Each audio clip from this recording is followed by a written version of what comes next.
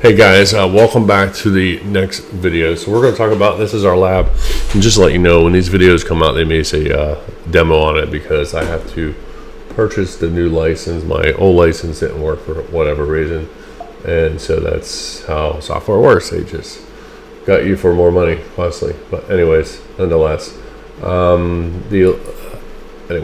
let me get into the lab aspect of it. So let's see what we're going to do first. I think we're going to do, we're talking about, so there is a thing that I wanted to show you, which you may not know about it. So if you go to a website called applycomputerscience.org, that's us here at Point Park. I actually sent a email out to IT support, so you'll have access to this probably tomorrow when they're in. But if you go to, let's see here, is that it? No, that's not it. If you go to tutorials, I think, yep, jump box, yep, there's a website that you could go to, which is right here, and everyone's going to have access to their own jump box, which is a server on Point Park. So you'll have your own virtual server. Basically, you'll enter your Point Park email address, well, just your username, and then your password that you log into your email account with. So let me enter mine.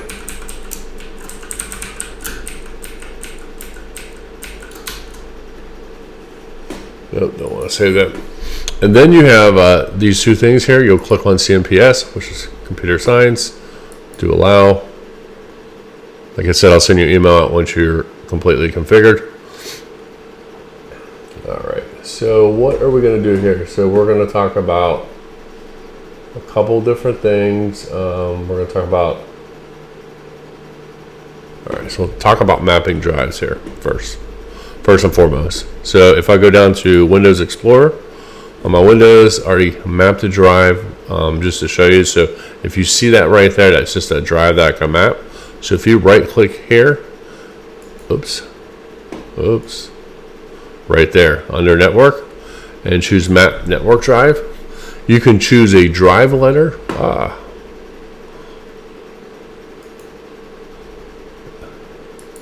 You could choose a drive letter. I'm not sure what happened there. I'm just going to choose S, and then you'll enter a server name. Like, for example, everyone will have this in class, so we'll say pointpark.edu/files/users, and then if you click on this right here, it should pull up. Yours will be student.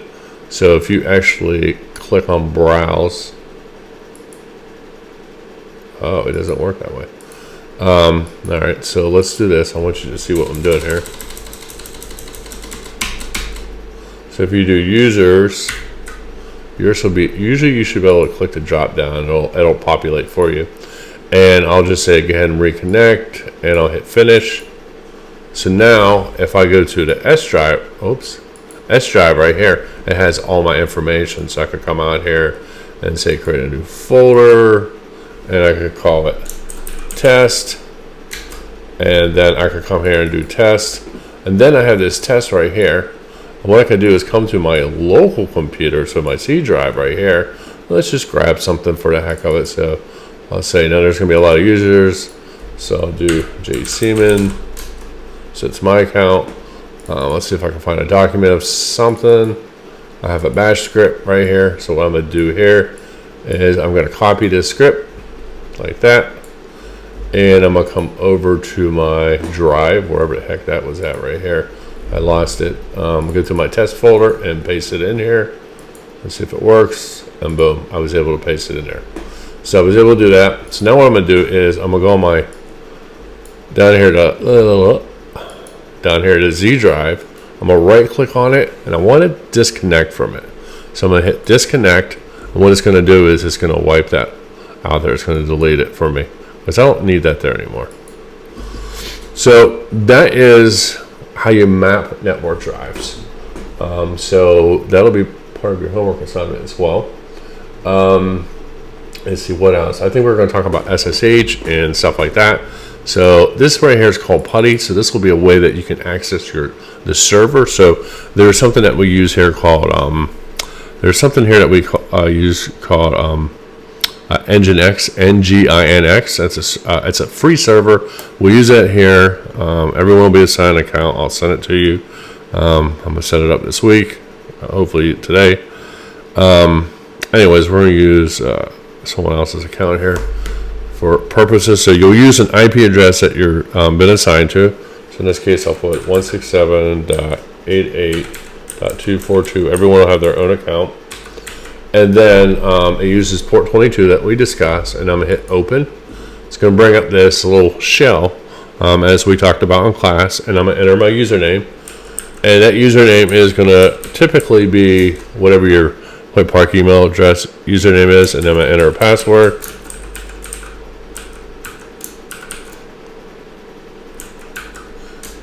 And there I am. I'm already in, so LS, I can access the environment. So I'm gonna hit exit out. So that is using SSH. That's using that telnet that we talked about. This right down here is called Wins SCP. I just noticed it here. This uses a secured. So this automatically is using port 22 that we talked about. So that's one way that you can access FTP. FileZilla is the other way. All right. Why is it always do that to me? So you could type in your IP address that you've been provided to. So I'll say 167.88.242.108, and then you'll put your username in there, and it'll be the username that you were assigned, OAZEEZ, and then you'll put your password in there.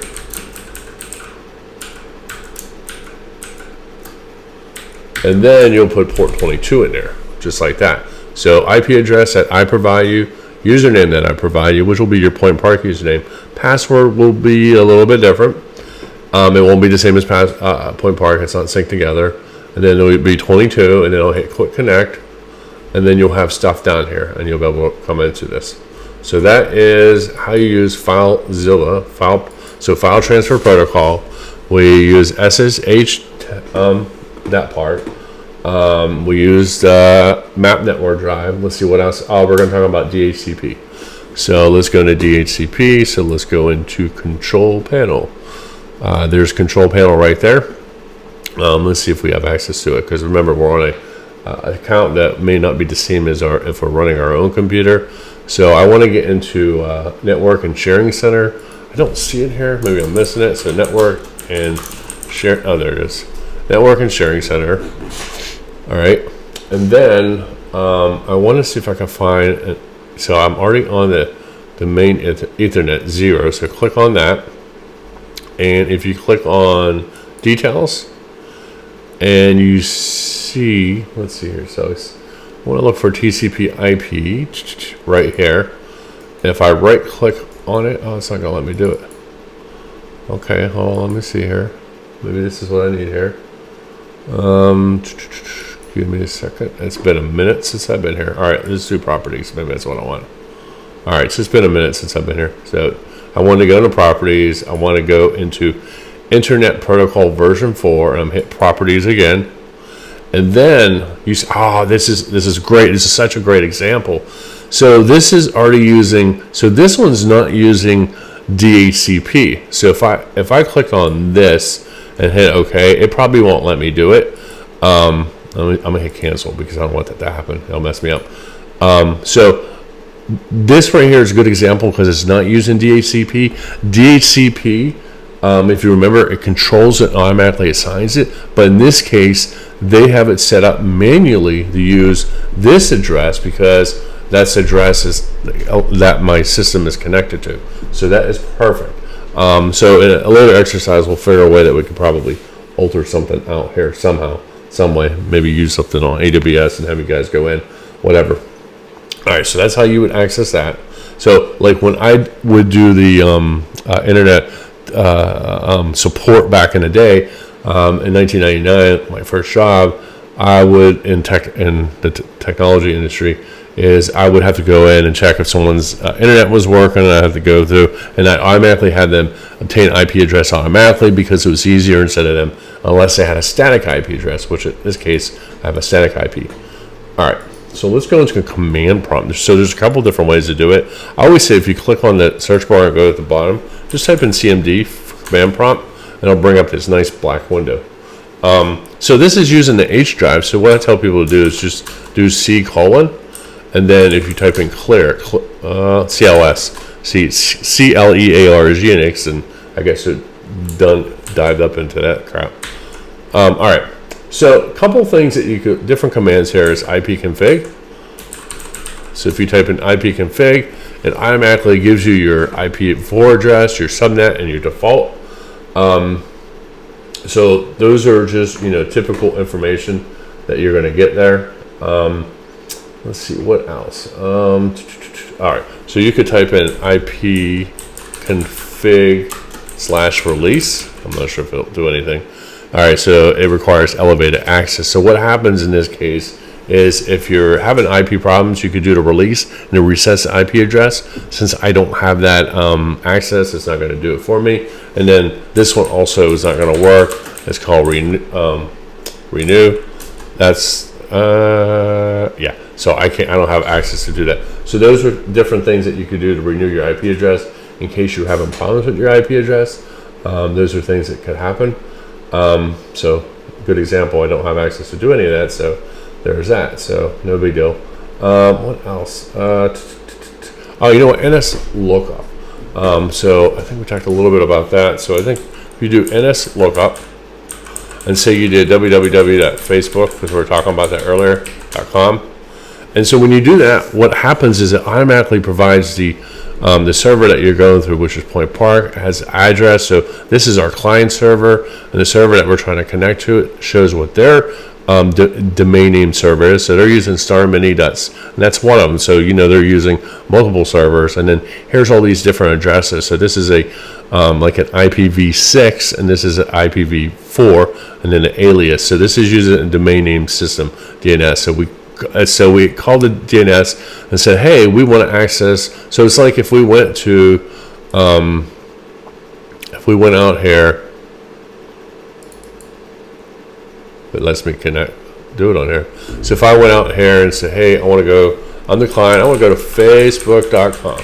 So that's when you call the DNS and says, hey, I want facebook.com, and the DNS is like, okay. So then it sends you the IP address back, and then you're like, okay, and then you have access to it, and it finds it. So what it does is it looks for it and finds it for you, and that's what DNS is all about. If you've gone to, like, if you've never tried it, do a whois. What's a whois? So I like to tell people, go to GoDaddy whois. It's really easy to use. You could go there and do a lookup on a website. Come on. All right, so let's say www. Well, you have to do www. We'll just say facebook.com. Example. Obviously, it's taken. But on the whois, it's going to tell us all that information. When was it registered? 1997. That's a long time ago. That's interesting. So facebook.com was registered in 97. I think originally, I don't know when Facebook came out. I think it was something else before. I don't remember, but anyways, and it has a different domain name servers. I think it was called FaceSmash at first. Wasn't it called FaceSmash? So maybe they have that as well. All right, so is available. So it wasn't. I don't know. Let's see Instagram. So Instagram they bought Instagram. So they actually created it in 2004.